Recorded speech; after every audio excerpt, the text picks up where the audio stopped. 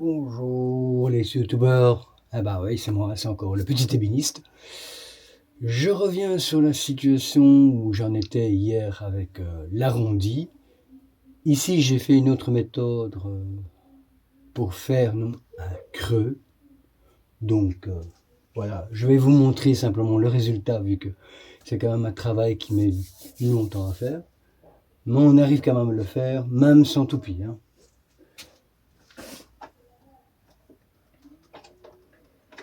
Donc je détache. Voilà. Voilà ce que je suis arrivé à faire.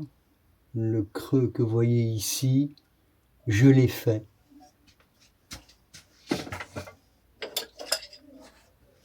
Avec différents outils. Donc je vous montre simplement l'outil que j'ai utilisé. Ce sont des gouges. Voilà. Je ne sais pas si on le voit vraiment bien. Voilà, ça c'est une gouge que j'utilise. Voilà. J'utilise une deuxième gouge. Voici, regardez. Hop, hop. Et voilà. Et avec ça, on fait le creux. Alors j'utilise aussi un diamètre comme ceci. Et ceci, on met du papier de verre. On l'enroule. On le met au centre. Et puis on commence à frotter. Je vais vous montrer comment je fais. Et vous allez voir que ça fonctionne bien.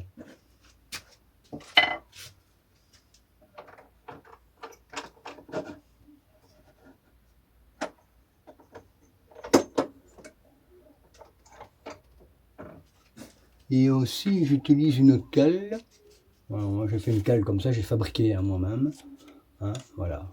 Vous voyez, elle a une forme aussi arrondie. Donc, j'utilise la forme arrondie, qu'on n'utilise pas toujours, mais pour ce genre de travail, il faut l'utiliser.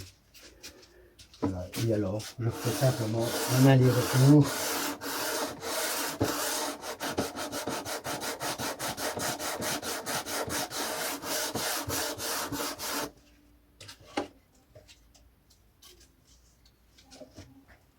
Ceci c'est avec l'autre, donc je ne sais pas si on va bien me voir comme ça, j'espère qu'elle va pas tomber la caméra.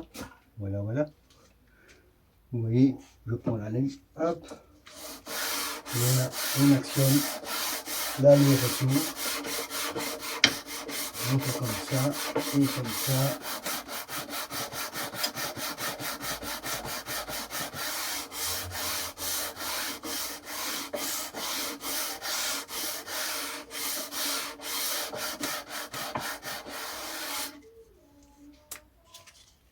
Maintenant, je refais l'autre. Je change de papier de verre, je me le fais plus fin.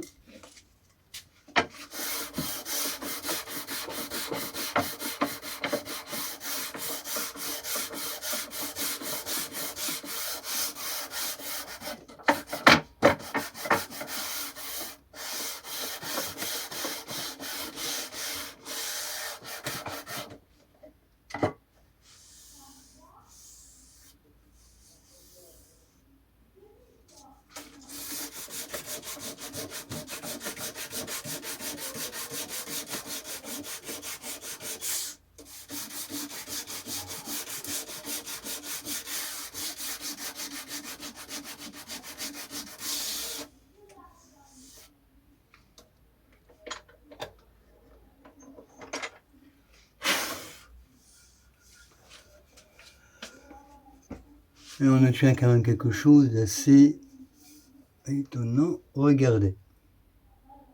Voilà, nous avons quand même quelque chose, que ce soit l'un et que ce soit de l'autre côté. On l'a. Maintenant, ce que je vais essayer de faire, c'est la partie qui est ici.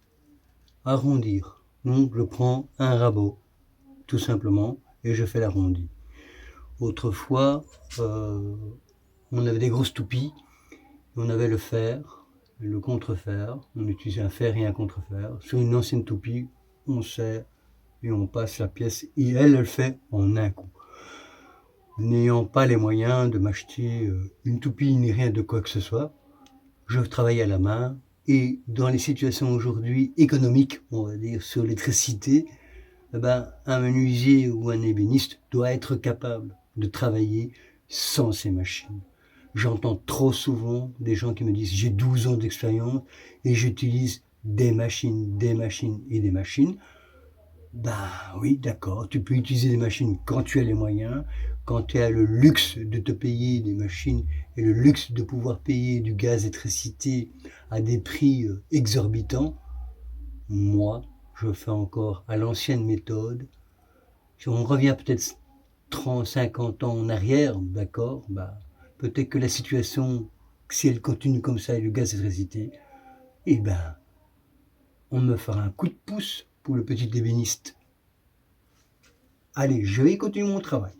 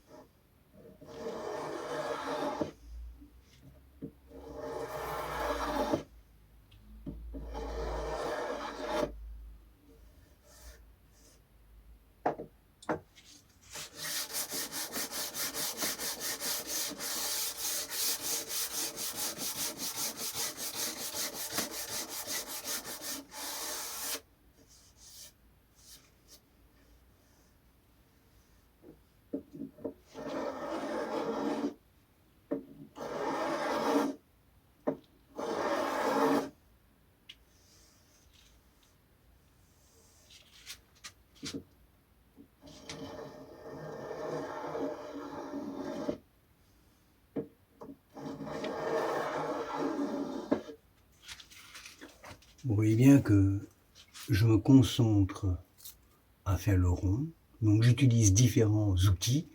Ici, j'utilise des outils de chez Rally, donc le petit Guillaume de chez Rally. Bah oui, je me suis permis d'un petit peu quand même acheter un petit peu de matériel, hein. Et voici son autre compagnon, un très bon rabot. Ça fonctionne très très très bien. C'est le seul avantage dans ce genre de rabot, en l'utilisant, je vais dire, consciencieusement et intelligemment, euh, on n'aiguise pas ce genre de ciseaux. Donc ça veut dire que la lame ici, ceci ne s'aiguise pas, hein. Donc ce sont comme des lames de rasoir et ça fonctionne très bien. Une fois que la lame est usée, bah oui, forcément il faut l'acheter, il faut en acheter une nouvelle. Mais il faut quand même un certain temps. Donc ici ça fait quand même plus de quelques mois que je l'utilise assez régulièrement. Et voilà, ça tient bien le coup. Et ça donne des bons résultats.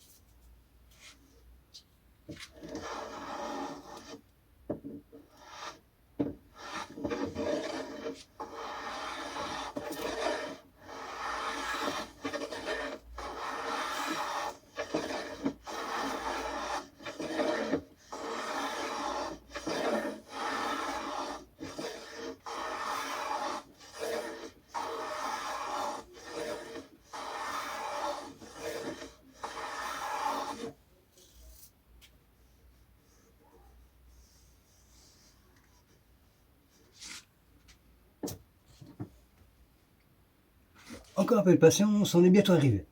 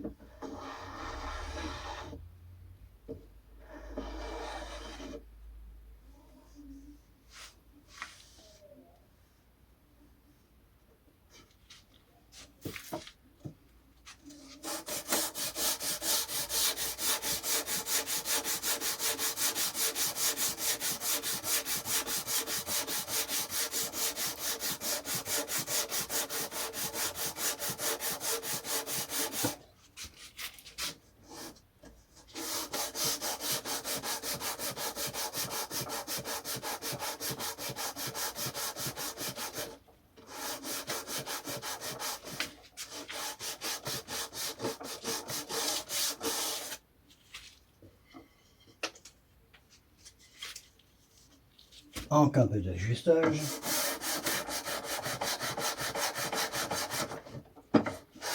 Et je vous montre le résultat.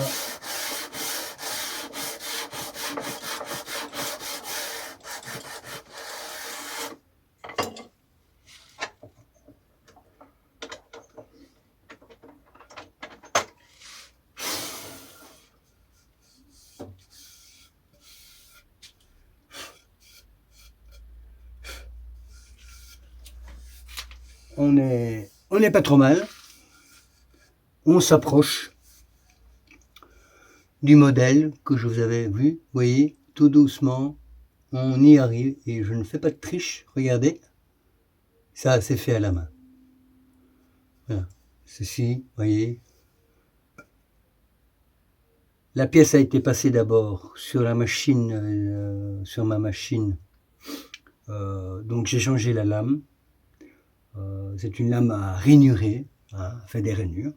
Donc j'ai commencé à descendre, à prendre des proportions, descendre, diminuer. Et puis j'ai utilisé les gouges, ensuite les rabots et les calaponcés pour donner une forme, on va dire, vraiment comme à l'ancienne. Voilà. Nous avons une ancienne moulure dans les anciens châssis, cette forme-là. Donc, je ne sais pas, je suppose qu'on la voit bien comme ça, voilà. Donc, et regardez, on a quand même quelque chose d'assez régulier, voilà. Voilà.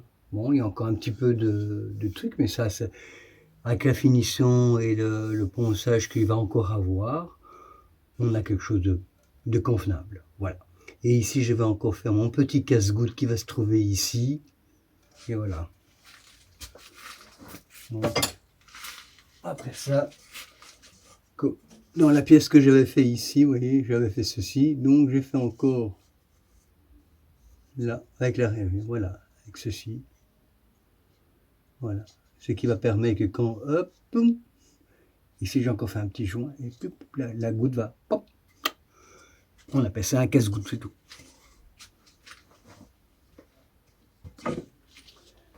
Voilà, je vous dis au revoir, à une prochaine vidéo, d'ici quelques temps, je ne sais pas quand.